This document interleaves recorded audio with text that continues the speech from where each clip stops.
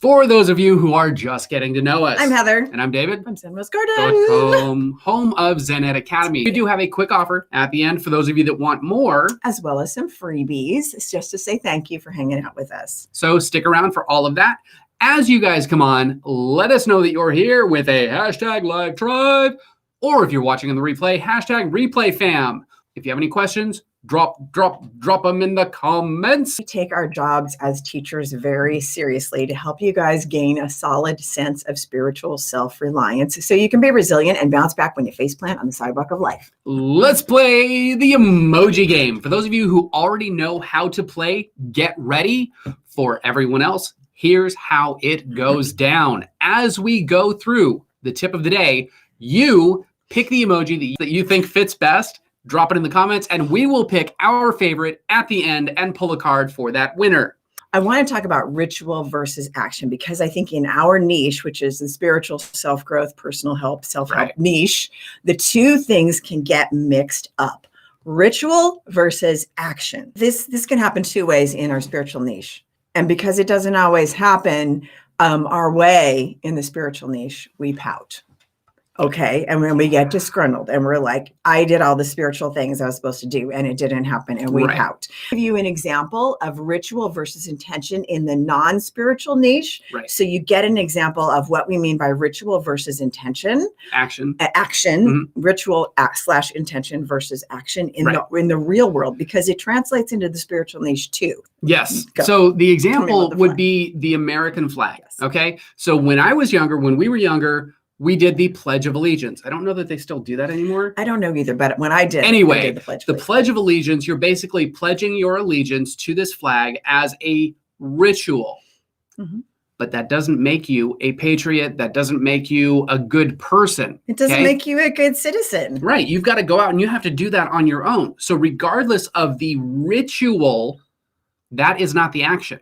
So you pledge allegiance to the flag. You're setting your intention that you're going to be a good, upstanding citizen and do nice things and help old ladies cross the street. And I think most countries have their own version of that. Right. But I mean, the point is, if in the rest of your life, you're not taking action on that intention, it's not going to happen in your life. So I see the same thing happen in the spiritual community where we set the intention, we create the altar, we do the ritual, we do all of that intention setting. And it doesn't play out in our life because we're not taking action on the intention. So you're setting a powerful ball in motion with a ritual, like the Pledge of Allegiance is a ritual. But then you got to follow through. You have to follow through. Put your money where your mouth is. There are so many sayings that line up with this that we need to bring into context in a different area. If you've got some sayings that resonate with this, drop them in the comments. We would love to see them. Also, another example of this is if you go to church on Sunday, okay, if you're a religious individual and you go to church on Sunday, but you're a jackass the rest of your life, right? Your ritual is not going to overtake the actions that you're taking being a jackass in life. Well, like it's kind of like we talk about the Christians who are Christian on Easter and Christmas. Right. And then they go to church Easter and the rest of the year it's not happening. So the actions support that. But I want to give you two examples because that's the theory about it. But I'm going to give you two examples in the spiritual niche where we see this playing out, where we don't understand the underlying processes that happen between intention setting and magical ritual and the action and the outcome. Sometimes the action in the middle gets really, really ambiguous. We don't see it all the time, depending on where you are in your power of manifestation. You may not realize the action that's actually happening, but I'm going to give you two examples. But let me recap. When you create an intention ritual, then you do actions to support it. Right. Another term that comes from spiritual philosophy is grace without works is dead. That means that grace is that spiritual, that intention, that ritual that you're sending out to the universe, God, whatever, to create, bless your thing that you're doing. Right. So here's another example of this. If you create a vision board, okay, this is something much more easily accessible, especially nowadays. You create a vision board, but you never take any action to create the things on that vision board. They are not going to just magically manifest. I don't care how great your vision board is. If you're not taking actions to make it real, it's Yeah, so here's why it's really hard to recognize, though, because the grace without works concept, which is an ancient concept, it's been around a long time, is grace is the spiritual grace that you get that help the magical extra something that either is your subconscious you don't notice, or spirit, or your superconscious, or whatever that magical thing is for you, that steps in and makes up for what you can't do.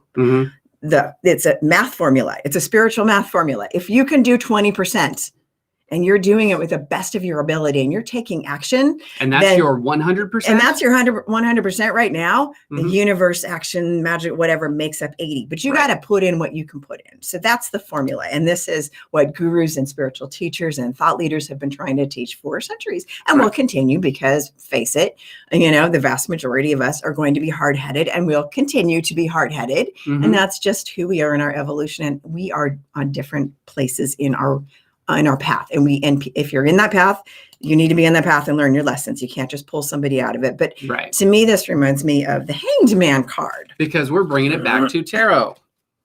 And I'm going to give you the two examples of how I see it playing out in the spiritual community in a minute. But the Hanged Man is a perfect example. He's setting his ritual. He's setting his intention, or she. And they're contemplating, they're meditating, they're putting out, they're on the mystical journey, the shaman's death, the mystical death.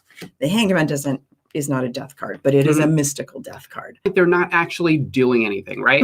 They're hanging on the tree thinking about stuff. They're on that journey, they're contemplating, they're looking at life in a whole different way, but they're only looking, they're only contemplating, they're not putting anything in action then. So there's no actual action happening in the card right here, right?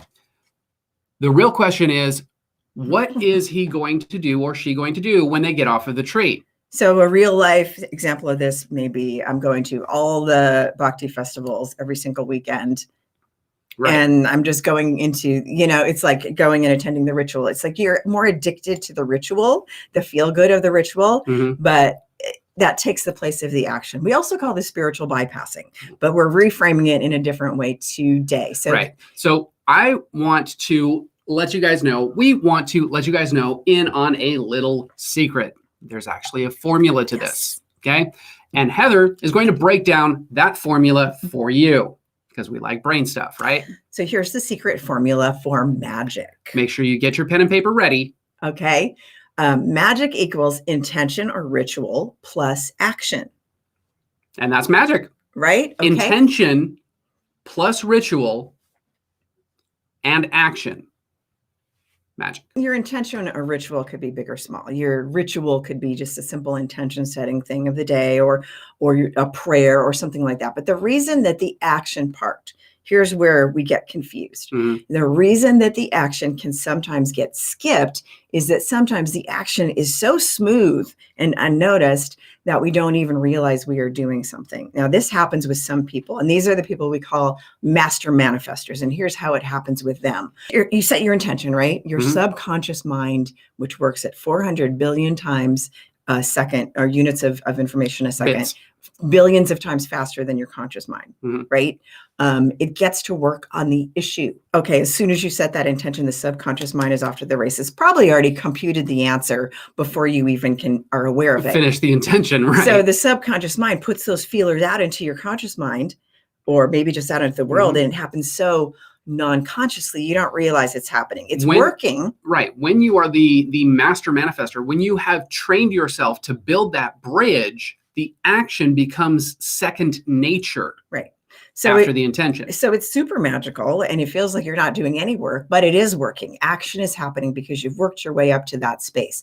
So sometimes we take action non-consciously based on the non-conscious impulses our subconscious mind is sending to us. Right. But we don't equate it and we don't connect the dots because we've worked so hard on creating that bridge between our intention and doing action and creating that bridge. So a person that has achieved that master manifesting place, it seems like this magician that is just like, wow, they just manifest stuff, have done a lot of work to create that bridge. How do we create that bridge? We do the intention and then we intentionally do the action, whatever action we can do to the best of our ability. If that's 20%, 30%, 10%, whatever that is, grace helps you along the way. And pretty soon you get to that magical place where you're setting an intention and boom, the doorbell rings and the delivery man is there with your intention. So this is how magic happens, but you got to work up to that place. Right. It's just that when we're starting this work on setting ritual and intention for some sort of desired outcome, we just don't consciously connect the dots of how we get there. Right. But when we do, and we create that bridge and it starts to become smooth and you're like, wow, I'm not even working at this anymore. It doesn't feel like work. But it's Boom. become so easy and effortless, right? There's magic. We're just not consciously connecting the dots as we're going through it. So it takes practice to build that bridge to get to that point where your intention and then your action becomes so coupled and so intertwined that it's natural for you. Because you're at that point, you're taking actions that are energetic. Right. That are subconscious, that you may not be aware of. You're also taking actions physically that you don't realize are going to lead from point A to B, C, D, E, because you don't need that conscious confirmation anymore. You just have the impulse to do it, and it leads you to the place you need to be. And that you're also building the trust of taking the action and taking that next step. You don't have to know the entire blueprint. You just have to know where you want to go, and then set your subconscious GPS. And it's like, take a left here, take a right here, take a left here. You've arrived. So you get to that point by trusting those lefts and those rights and that impulse from your subconscious mind that already is working on the connecting the dots and making everything smooth as pie.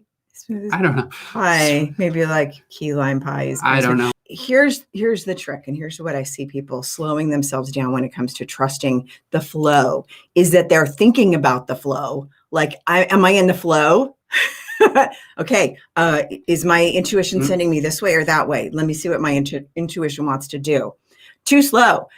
When you're in the flow, you're not thinking that you're in the flow until the two start, logic and intuition sort of start to seamlessly move together. So it is about trusting the flow. But the irony of it is when you're in the flow and you're taking rights and left, it's just out of joy. And I think I want to go that way because it feels good. Right. Not, oh my gosh, my intuition is telling me I have to go this way. Right. If your thinking is so slow that you're consulting your conscious mind on what your subconscious is telling you, you're slowing things down way too much. You're slowing it down too much. Yep. Stay in the joy of the flow. And your intention is going to come out the way you want. The flow is the moment when you can let go to have trust and faith that your subconscious is already providing you the best pathway to get what you want. Trust, faith, hope, and optimism. Own it, live it, love it. And that's kind of it. So How to get into flow state. Am I there yet? Am I there yet? Right. Are we there yet? I have to pee. Are we there yet? Not flow state. No, different flow. Oh, I love you too. You're awesome. Oh my God. Okay, so let us know in the comments the emoji that you think fits these tips the best, and we will pick our winner here momentarily. David and I get into flow so fast. Sometimes we like run over a rock in the stream and go, like you just saw that. You saw it here. Right. And Mona says, don't engage the analytical mind. Yeah. Okay. So when you are learning something, yes, engage your analytical, engage your conscious mind, consciously learn something. But when you are going to do a session, for example, when you're doing a reading, for example, let go, trust that you already have enough information in that moment to give an amazing reading. Well, when you're engaging your analytical Skywalker. Mind, when you're engaging your analytical mind in the learning process of tradition and your craft, and you're working on your intuition, eventually those two are going to link up and seamlessly, that's the flow where they are seamlessly engaging each other, but it all feels like the flow and intuition. But your analytical mind never stops working. It's just doesn't need to have the front and center block the runway because it doesn't have a place in some areas. So you can't separate your mind because it's one mind. Yeah. And that one mind is meant to cross hemispheres and work together. Right. So a lot of times what we do and what we see is we see the spiritual community just shoving aside the logic, and we see the logical community shoving aside the intuition. But geniuses like Einstein, like, the only one I can think of right now, people like that who really understood both sides of the mysticism and people like Arthur Waite, engage both sides of the mind, but they use the right side of the mind for the right moment. They intentionally step into the flow. Proper side for the proper moment. Right. So it's a beautiful thing. Not the right side. Right. It's a beautiful thing, and it's the way that your mind works. It's a cool mind. Becky, one mind to rule them all. I love it. So I need to drop a card for somebody today. Yes. So David's going to pick an emoji. Today's winner is Double R Stevens. You are the winner. A whole tidal wave of information coming at you. Where is that? There it is. I'm going to pull a Johnny Carson right now. Oh boy, you're fine. So actually, it worked better on your hat. No, neither of us have a turban on. So I pulled for you the 9 of Cups off the top of the deck. You don't have a turban, but I have You can show it in the. Oops. So I pulled for you the 9 of Cups, which is I love straight this. Up, right? Straight up, which is interesting because he's got all those little wine cups in the back. Who knows what are in them? So the 9 of Cups is sort of wine. Duh. Well, some people don't drink wine, so whatever your beverage of choice in the wine is. So the Cups cards generally are about relationships, love, abundance, but where the Pentacles are about the money abundance and the taking care of yourself. The Cups cards have to do with your heart. And the 9 of Cups is about reversed. It could look, when it's in reverse, and I'm going to tell you a little bit about the reverse, it can be about not wanting to share your stuff with someone, right? Maybe about stuff where these are my cups. Empty the cups. Right? Your cups are empty because when you don't share. Because when they're upside down. When you don't share, stuff goes bad in your fridge. So, but the 9 of Cups upright is a call to connect. A call to share your abundance, your love, your wine, your joy, your heart with the people that you love. So the 9 of Cups might be calling you to connect. I love Becky's read on it. Yeah, so calling He's getting crunk, pimp cup strong. The message to you is it's probably calling you to connect more deeply, share joy, share some party time with your people, even if that's like virtual wine, but it's sort of about connecting. So to me, it just feels like a call to your heart to open and share with the people that you love and reach out. And I feel like through that, the stream, and this is more the intuition coming in, the stream of your friends is going to become enriched, because I feel like by doing a little bit of action to reach out and to connect and to open your heart to joy and be in the flow, some new people are going to come into your sphere that are going to bring you more joy. And I'm getting chills on that one. Yeah. It feels really good, really happy. I love it when the messages are super clear. Sometimes they're really esoteric and you gotta go, who's telling me this? But this is about joy for you. It is the call to crunk. Yes, but I feel like the part that's sticking out to me is new crunkiness, new energies, new friends, new relationships that are coming in that will enrich you, because it feels like you're due for some new people. A fresh inflow of energy. Yeah, I feel like you're due for an inflow of people that resonate more. So that's what I got for you. I hope that resonates.